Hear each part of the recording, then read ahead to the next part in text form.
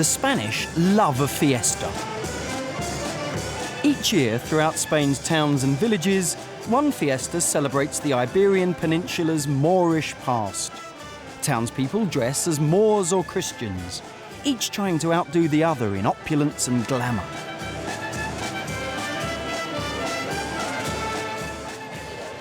Whether the battles represent the Moors invading Spain in the 8th century or the Moors being kicked out in the Christian Reconquest is sometimes unclear, at least to those taking part.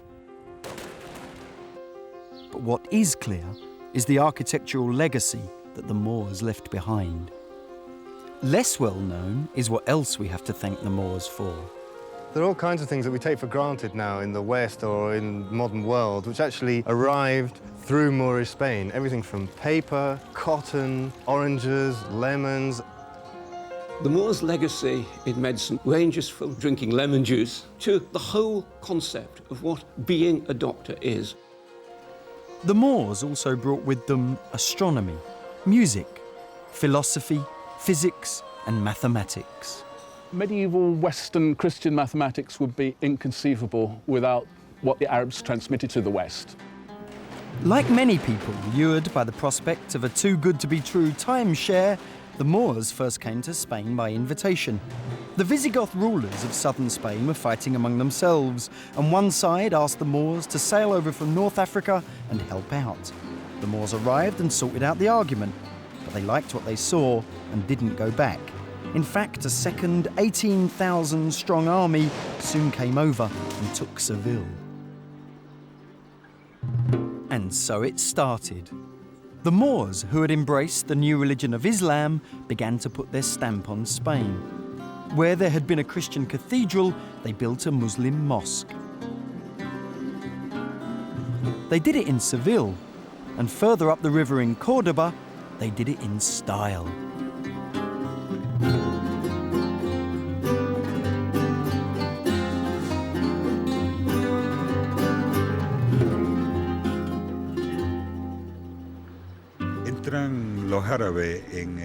The Arabs arrived at the beginning of the 8th century.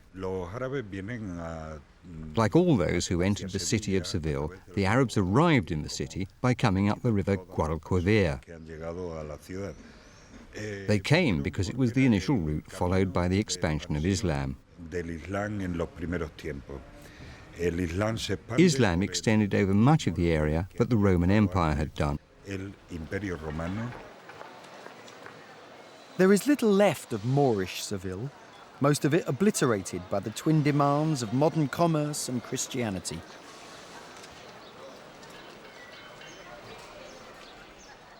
Where there is now a Catholic church, there was once a mosque, and beneath that, often a previous church or synagogue, and sometimes a Roman temple. The Moors built something which was completely their own, but incorporated all this stuff that they found around them. So you've got a kind of syncretic effect here, where people are building on top of things and they're borrowing stuff from what they find there, and each generation is producing something new. The main Moorish relic is the Giralda, once the minaret of the mosque. Even then, only the lower part is original from the late 12th century and has been transformed into the cathedral bell tower. The Giralda is typical of Seville and the history of Andalusia. The Roman feet cannot be separated from the Arab body and the Christian head. If the feet are separated from somebody's body, he cannot walk. If the body is taken away, he cannot live. And if the head is removed, he dies.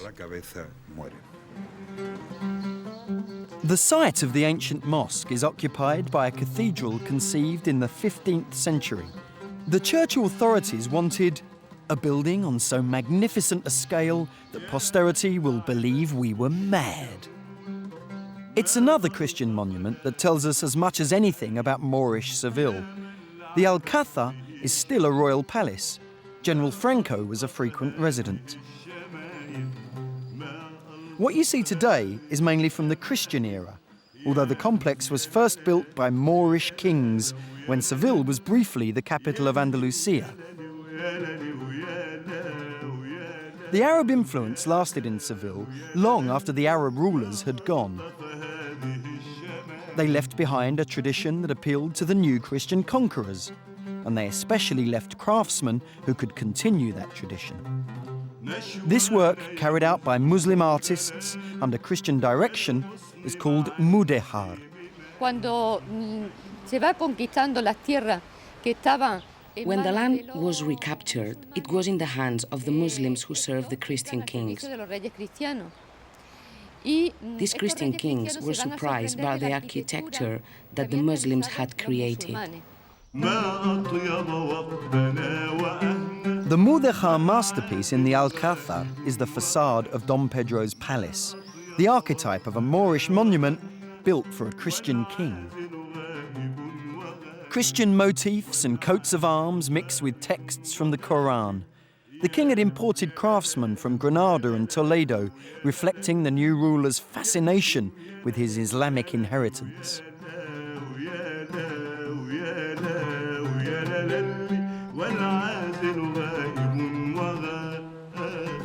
In Moorish times, the river Guadalquivir was navigable up to Córdoba.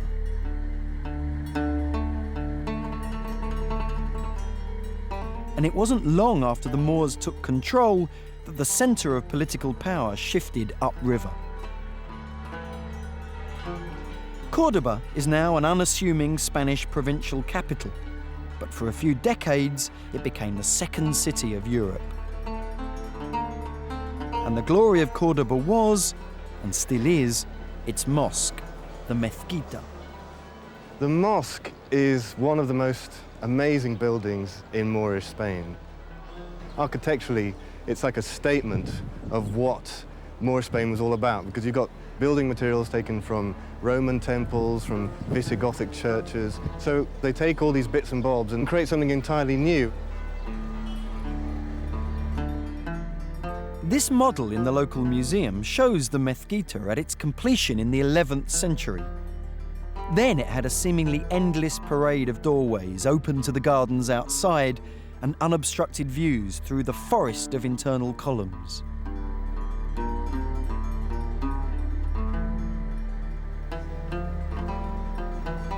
It's the most important mosque in the city. People used to come here for the noon Friday prayers. It's a bit like going to a cathedral on Sunday. So you want to fit as many people in as possible. The other thing which hits the visitor to the Mezquita is the row upon row of red and white arches. Dazzling, hypnotic, but very, very practical.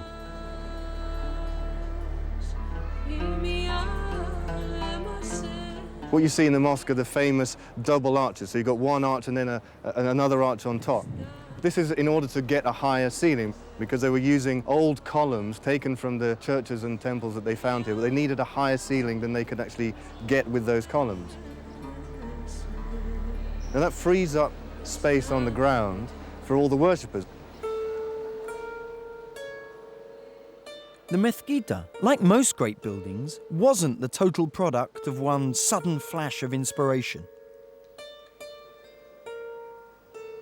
It was extended and enlarged through generation after generation. Throughout this process, one sparkling jewel shines through, the mihrab. The mihrab is the focus of worship in a mosque. Here, framed by recycled Visigothic columns, the mihrab is, at its simplest, a niche in the wall indicating the direction of Mecca. The rulers of Islamic Spain around the 10th century had a very strong sense of connection with Syria, their original homeland, where the conquerors of Spain came from in the 8th century. And they sought to evoke that family heritage by decorating the mihrab with glass mosaics, which evoked the glass mosaic decoration in places like the Damascus Mosque in Syria and the Dome of the Rock in Jerusalem. There are also inscriptions in gold, which evokes Quran pages, making the Quran a very special object.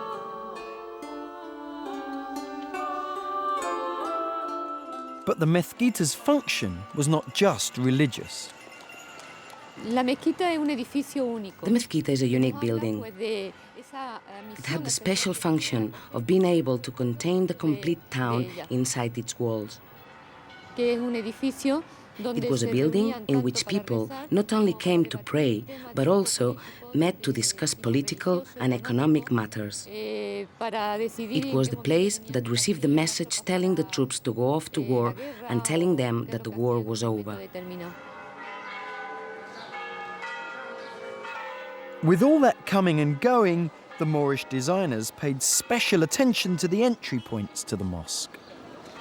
The oldest one of those is called the doorway of the viziers. And what this did was it set the model for the later doorways that were built when the extensions to the mosque were being built. And what you've got is your central doorway where you've got a horseshoe arch. And if you look at the way the stripes are done, they don't just point to the center of that circular archway, they point down to the bottom. And that creates an effect like a rising sun or a setting sun. And then around that circular horseshoe archway, you've got a square frame, that's called an alfith. Arab architects love playing around with round forms and square forms and putting them together. Then on top of this alfith, you've got blind interlocking archways. And then right on the top, you've got these kind of battlements. And some people said it's to make the mosque like a fortress of faith. Even at the peak of their power, some Arab rulers rejected the glorious entrances in favour of a modest side door. Islamic leaders often feared a violent end. So one built an arched walkway stretching across to the site of the ruler's palace, now the bishop's palace. He could then visit the mosque without bumping into would-be assassins. Put aside the glories of the mihrab or the red and white arches, an astonishing anomaly hits you full on. A Christian cathedral built inside a Moorish mosque. In one sense, it's a symbol of Christian triumphalism. In another, just the next round in a historical saga where Visigoth superseded Roman, Muslim built on Visigothic, and then Catholic replaced Islamic. Even in medieval times, this wasn't without controversy. The Emperor Charles V, who gave the go-ahead for the cathedral, was appalled by the result. He is said to have told the Catholic authorities, "You have taken something unique and replaced it with something that can be seen anywhere."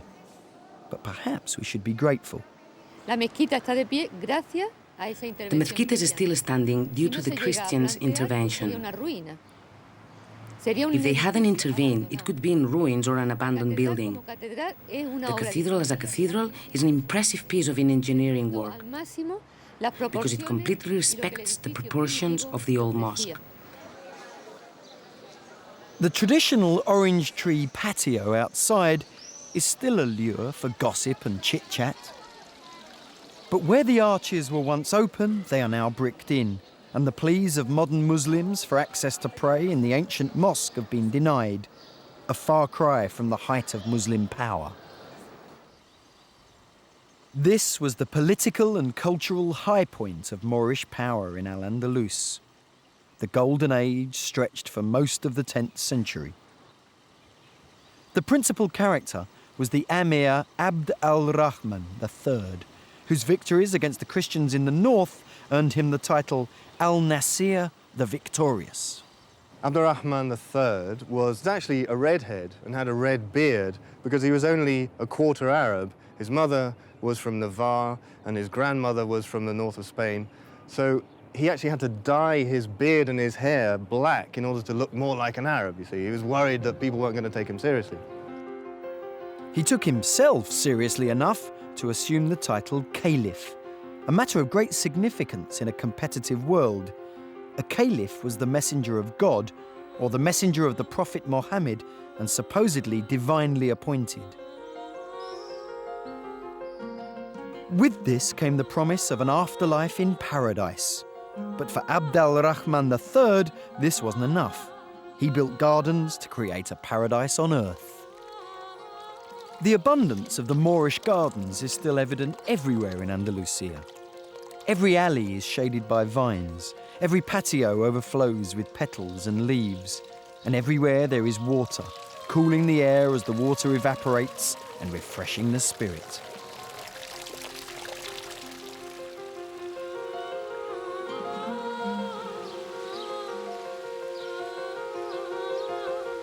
But if the Moors were good with horticulture, they excelled in agriculture.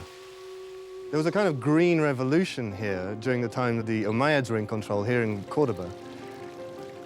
There are all kinds of things that we take for granted now in the West or in the modern world, which actually arrived through Moorish Spain. Everything from oranges, artichokes, lemons, aubergines, rice as well. We've got hard wheat, the kind of wheat that you use for pasta. It grows much better in these dry conditions. It doesn't go off so easily. And it was largely to do with the improvement of the irrigation system here in Spain.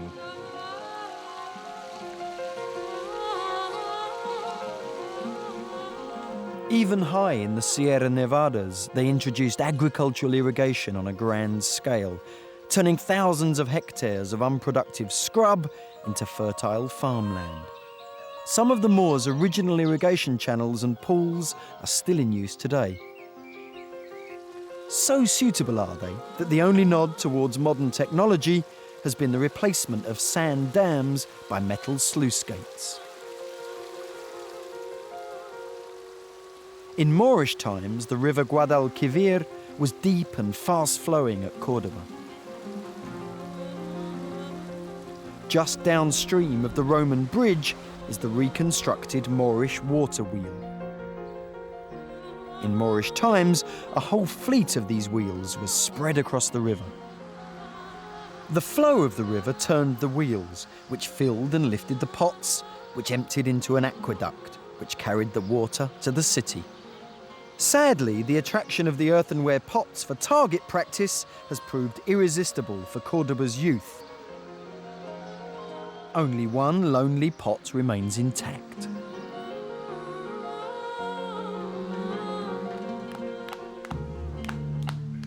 Córdoba was not just an artistic and political centre, it was also a centre for industry and manufacture, and much of this work was carried out by the Jews.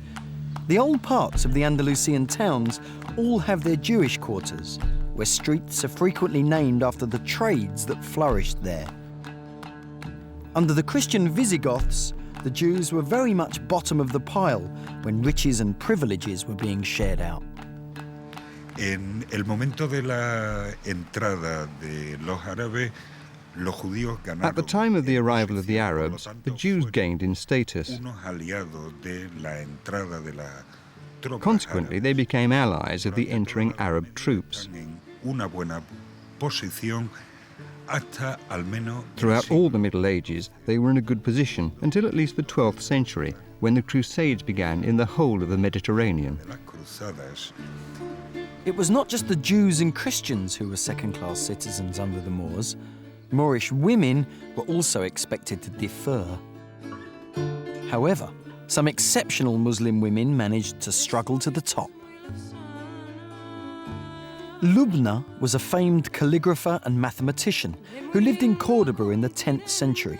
She was partly responsible for the most important centre of Moorish learning, the Caliphal Library of Al-Hakam II. A century later, the celebrated writer Walad al-Umayya rose to fame. She was famous for walking through the streets of Córdoba with her satirical poems embroidered on her clothes. In Granada, Hafsa al-Rakunaya was a well-respected poet and teacher who exerted great influence over the local rulers. At the same time in Seville, Fatima bint al-Mutana, philosopher, jurist and academic, was teacher to the great Moorish philosopher Ibn al-Arabi, a man who went on to influence the greatest of Moorish polymaths, Averroes. Averroes is one of the intellectual giants of Córdoba. He was an astronomer, a jurist, a philosopher. He was also a physician, and he was also one of the counselors to the rulers here. And the interesting thing about Averroes is that he's actually better known in the West now than he is in the Islamic world, because he had a huge impact on the West philosophically, the work that he did trying to square the circle between faith and reason. How do you square up the fact that you've got, on the one hand, you're a Christian or you're Muslim, so you believe that God created the world, and on the other hand, you're reading people like Aristotle, and you think, well, I can understand the world just by looking at it and observing it. So these two things didn't seem to square up. Neither did the square peg of Averroes's thinking fit into the round hole of Muslim beliefs. Ultimately, Averroes fell out of favour and was ordered to stand at the mosque gate, where true believers could spit at him as they walked past. While the Muslim Averroes may not be more than just a street name now to many Spaniards, the effect he and his fellow polymaths had on the medicine of the time was enormous. When the Moors invaded Spain, Christian medicine was effectively confined to a series of recipe books. Antidote is do-it-yourself medicine. There was very little understanding of the body. There was very little understanding of how drugs worked. There was a relatively small number of drugs used, relatively small number of surgical techniques. Medically, Moorish Spain was streets ahead of the rest of Europe, and a lot of their medical knowledge came from the Greeks. But it was also work that they did themselves. They picked up the ball from people like Dioscorides and Galen, who they were translating, and they looked at, say, the medicinal properties of plants. They also developed all kinds of techniques to do with surgery. In fact, if you look in some of the museums here, they've got models of the surgical instruments that the Moors used to use, and they're not a million miles away from the surgical instruments being used even now. The Moors introduced a whole variety of surgical techniques. It included, in particular, wound surgery, how to stuff your guts back and so that the patient would live. And when the Crusaders went to the Holy Land, they were amazed at the Muslim physicians because they were so good at dealing with wounds. One of these doctors was Maimonides. He was the physician to the court of the Muslim leader Saladin. Maimonides was born in Córdoba to a Jewish family and learned his medicine from the ruling Moors. He went on to become one of the Middle Ages' leading philosophers and doctors. But not all the medical books were written by Spanish Moors. An enormous volume of knowledge was imported into Spain from the rest of the world. The Moors in Spain had huge compendia, 10 times the size of what had previously been available in Western Europe. The canon of medicine of Avicenna, we would take probably a year to read it. It was so big. When the Christians reconquered Spain, they found a flourishing medical civilization, and they wanted to translate it for the benefit of those who didn't know Arabic but only knew Latin. And so in Spain were made the translations of the great books of Arabic medicine. The Moors also brought other instruments, musical ones. The influence that the Moors had on Spanish music can be dated back to the invention of musical notation in the 9th century by an Arab scholar, which then was imitated by the European scholars. The Moors brought several instruments into Spain, such as the rabab, bowed instrument, a little bit like the violin, as well as wooden flutes and double-reed shomes, and a lot of percussion. But the main instrument that was considered the king of instruments was the oud.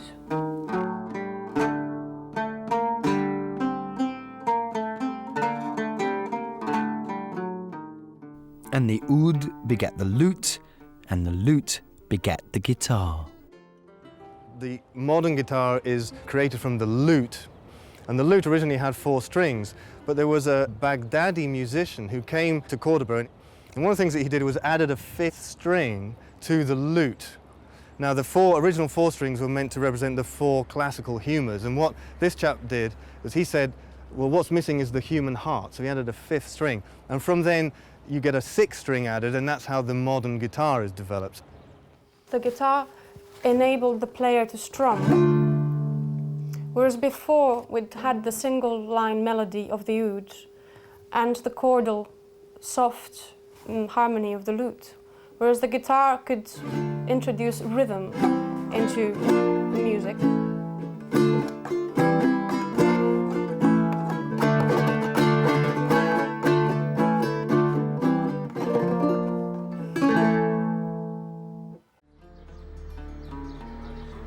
While the guitar is the most famous instrument associated with the Moors, Spain is better known today for an original musical culture.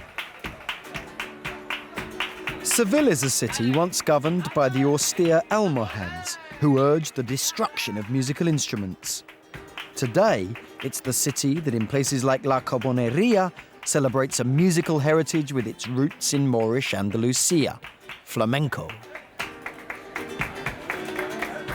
Flamenco actually in Spanish just means Flemish or a flamingo. So there are all kinds of theories that maybe the movements of a flamingo-inspired flamenco dance.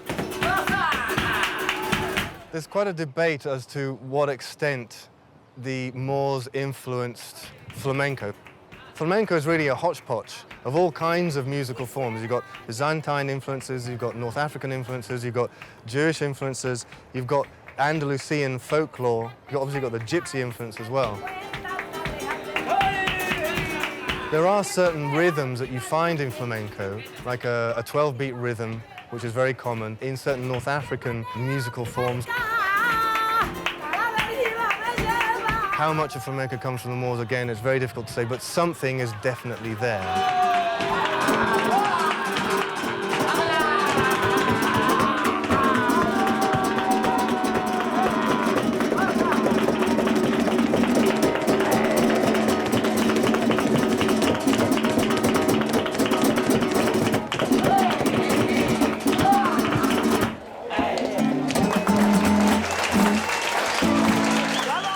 Flamenco may or may not trace its roots back to the Moors, but the high point of Islamic culture, the Golden Age, was in the 10th century, barely 200 years after the Moors arrived. This was when the ruler of Córdoba declared himself Caliph, God's representative, and he held sway over huge tracts of southern Spain. Abd al-Rahman III, the most powerful of Córdoba's rulers, made a bold attempt to establish the growing Moorish bureaucracy in one place. The needs of a steadily expanding population had outgrown Córdoba. So in about 936, the Caliph started to build his own new palace city from scratch on Córdoba's outskirts. He called it Medinat al-Zahra. The name is said to have been that of his favourite concubine, another of those comforting legends which the killjoys always doubt. What you see today may be only about 1/10 of the vast sprawl dominating the rolling countryside. Medinat al-Zahra was home to 20,000 officials on the government payroll. Building the city alone had taken up to a third of the state's annual budget. It was intended to impress, and it succeeded. We've got certain accounts from the time of Christian diplomats, emissaries who came to Medinat al-Zahra, and they were just amazed by this fantastic city that he'd built. They built it in the same style as the mosque in Cordoba. So you've got, again, the horseshoe arch with the red and white stripes. It's like a logo for Moorish Spain at this time. You'll find it all over Spain, a bit like the golden arches of McDonald's or something like that. Well, they would use their horseshoe arch with the red and white stripes as their logo. The surviving showpiece, built in 953, was the Salon Rico, where, under a trademark horseshoe arch, the Caliph held his official audiences. The star of the show was a nearby pool of mercury. Silver shafts of reflected sunlight flashed around the room when the slaves stirred it. What we see of the Salon Rico is the result of painstaking research. The archaeologists have been careful to reconstruct only what they know to be correct. One of the oddest sights at the Medinat al-Zahra is this lonely, reconstructed bath in the residential section. In those days, immersion baths were uncommon. In Jaén, there's a complete Moorish bath complex that has been uncovered and painstakingly restored. Here and elsewhere in Muslim Spain, the bath was really subsidiary to the mosque. It was chiefly used for ritual ablutions, and especially by men before the Friday prayers. People bathed by sloshing water over themselves and then steaming and drying. The baths were fed by a complex set of channels carrying the water from local hot springs. There are cool baths, warm baths, hot baths and dressing rooms, all beneath the 8-point star motif skylights, common in Moorish baths. The stars were an abiding passion for the Moors. They amassed a huge knowledge of astronomy. They also excelled at mathematics. Algebra is an Arabic word. With that and the understanding of geometry they'd rescued from the Greeks and a number system borrowed from India, they produced some remarkable results. One of the best examples of what they have is the astrolabe, and I've got one here. This is a planispheric astrolabe, it's called. It's used for some basic mathematical activities like telling the time, but it does so without a mechanism, without clockwork. It does so by astronomical means, by measuring things in the sky, how high the sun or a star is above the horizon. And it has, on the back, it has a rule which has some holes in the end. And you can take the light of the sun coming through the tiny pinholes, and that will be used to work out how high the sun is above the horizon. And then you can locate it on the other side, where you have essentially a star map. And by turning this part around, locate where the sun is in the sky, or where a star is in the sky, and use that to give you the time. And a thing like this is intended to be used in different parts of the world, so it can be used in Mecca as well as in Spain. But the golden age of Al-Andalus was beginning to tarnish. The threats of Christian reconquerors and internal political struggles led the caliphate to crumble. Córdoba itself was infected by the chaos. Because the caliphate itself had fallen into disrepute, things just started falling apart at the seams. They'd brought in a lot of mercenaries from North Africa, and they were stationed here in Córdoba, and they just went bananas. They started pillaging and looting and just marauding around the city, and things began to just fall apart. So eventually what happened was that various kingdoms started setting themselves up within Moorish Spain. People started breaking away from the political center here in Córdoba, and even little villages would just suddenly start up and say, well, actually we're a kingdom now, and they just break away from Córdoba. One by one, Seville, Córdoba and the upstart new kingdoms all fell to the Christians. The story of Al-Andalus ends in Granada, with the dynasty who left behind an enduring monument to Arabic culture, the Alhambra. The Nasrids were the last Islamic dynasty in Al-Andalus. Their first monarch, Mohammed I, built his impregnable hilltop fort after taking Granada from various warring factions in 1237. There had been fortresses here before, and he surrounded the Alhambra with a huge protecting wall. It was a bloody time in 13th, 14th, 15th century Spain. You had to be tough to survive. There was the threat from the Christian monarchs to the north. There was also sometimes a threat from the Marinid sultans in Morocco. It was also a time of considerable economic hardship. And of course, in the 14th century, this is when the Black Death strikes, and it ravages the economy of Granada. But amid all the bloodshed arose a building of amazing beauty. The palace complex is entered through the Cuarto Dorado, with its richly patterned back wall and wooden beams. The materials in the Alhambra create this lace-like effect, which seems a little bit like the icing on a cake. But actually the materials, plaster, are quite cheap materials. And it's because the Nasrid rulers who built the Alhambra were very weak politically, and economically their situation wasn't very good, so they made the best of what they had.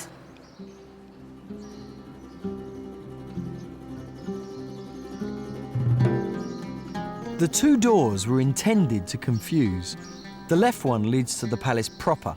The right one took would-be assassins down a series of blind alleys. That's the story anyhow. And maybe there's a grain of truth in it. After all, the king who built this, Mohammed V, was found floating face down in one of the palace pools. One of the oldest surviving parts of the complex, the Palatial Palace, is early 14th century. Overlooked by the Torre de las Damas, this area was once richly decorated, but the Torre had private owners in the 19th century, and their interior decorators managed to destroy much of what was worthwhile.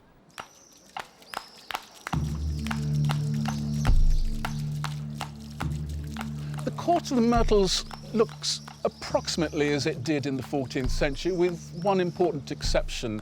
Those box hedges that rise to obscure your view wouldn't have been like that at the time. They would have had the myrtles there, but it would have been a sunken beds of myrtles.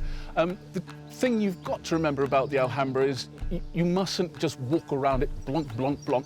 What you've got to do is sit down. The architects actually designed all the windows very low. They designed the views to be seen from a position of sitting on the floor.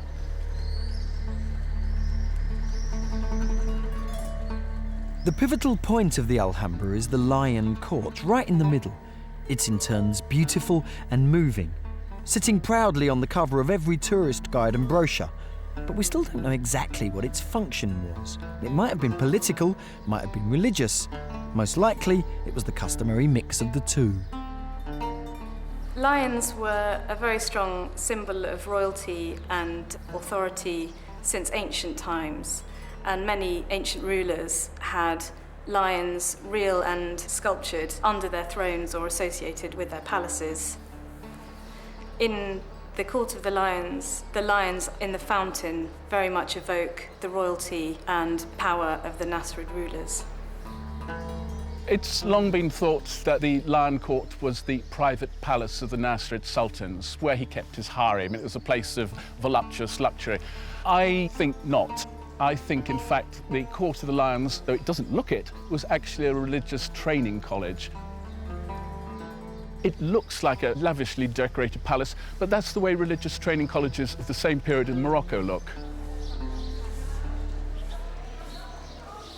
As you walk around the Alhambra today, it looks really rather pleasantly sandstone, and the Court of the Lions has been compared to a Zen Buddhist rock garden. It looks so austere. But at the time, in the 14th century, everywhere was lavishly, luridly painted, making it look much more like a Disneyland palace. But there would be textiles everywhere. There'd be textiles on the ground, there'd be textiles hanging out of the windows, and there'd be textiles veiling the doors. One of the arts of the Nasrid period in Spain was silk textile production, and the designs on the textiles very much evoke the designs on architecture in the Alhambra. As you walk into these courtyards, you see this fantastically elaborate stucco and tile work. At first, the eye can't really take it in. Indeed, even once you've looked at it for hours, the brain still can't take in the fantastic elaboration of the decoration here. The decoration is compounded of three elements. There's geometrical decoration employing stars and squares.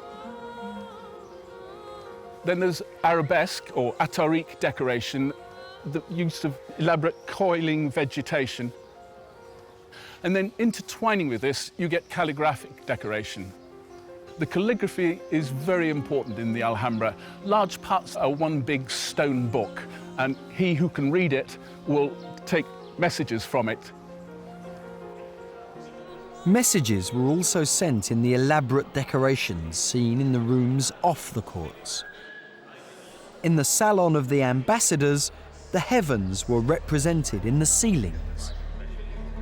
And to drive the message home, the Sultan had his throne set into this niche. All those who looked at him were dazzled by the sunlight streaming in through the window behind.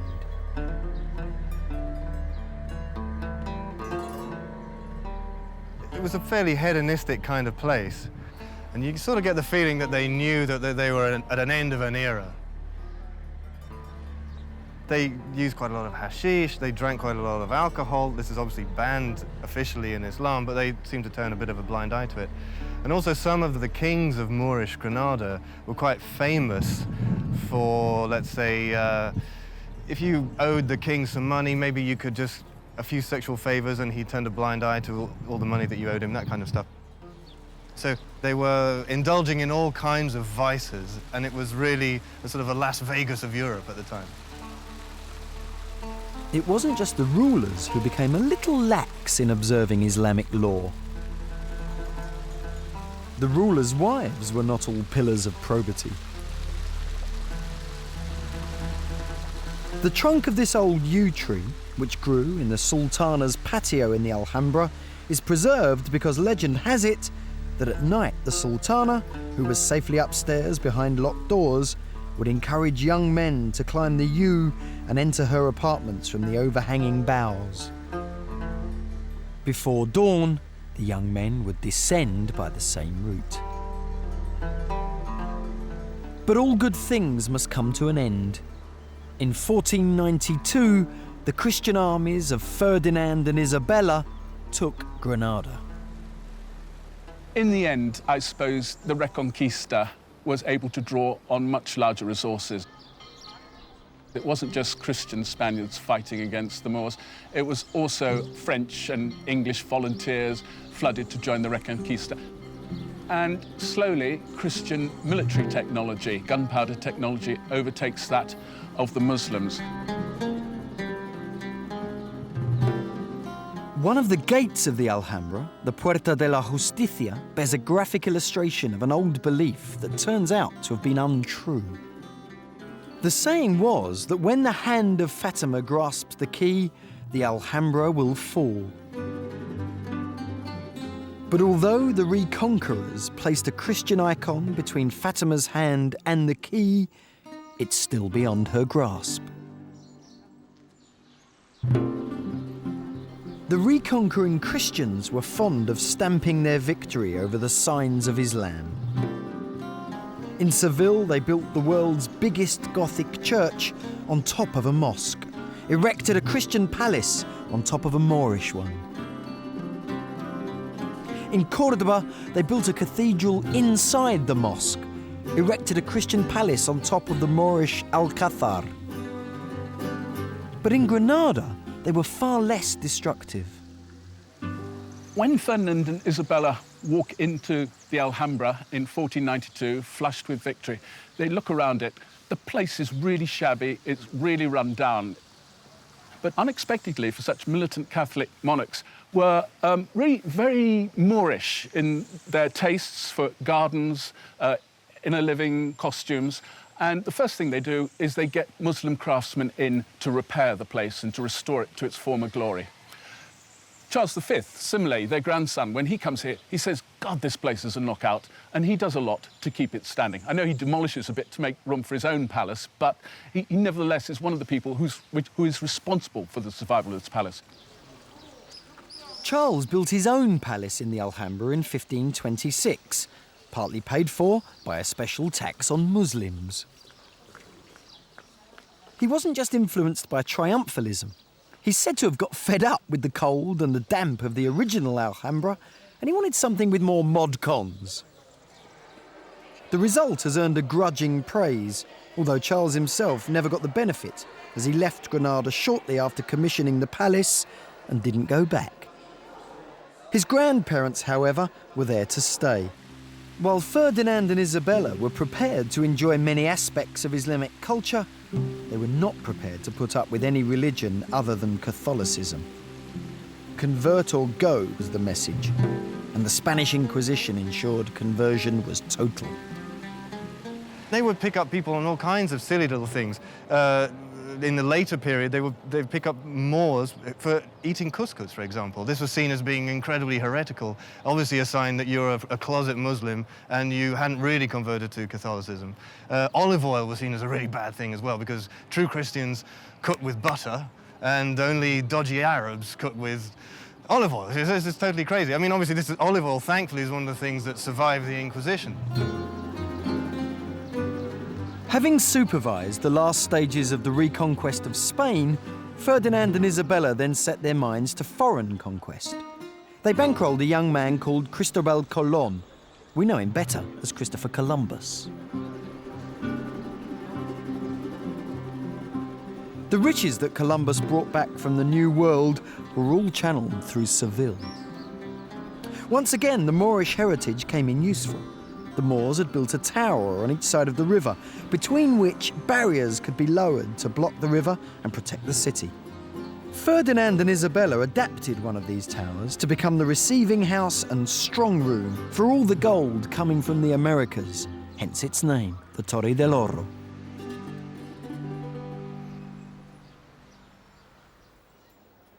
Columbus himself resides less than a kilometre away, in a lofty tomb within the cathedral that his wealth helped to support.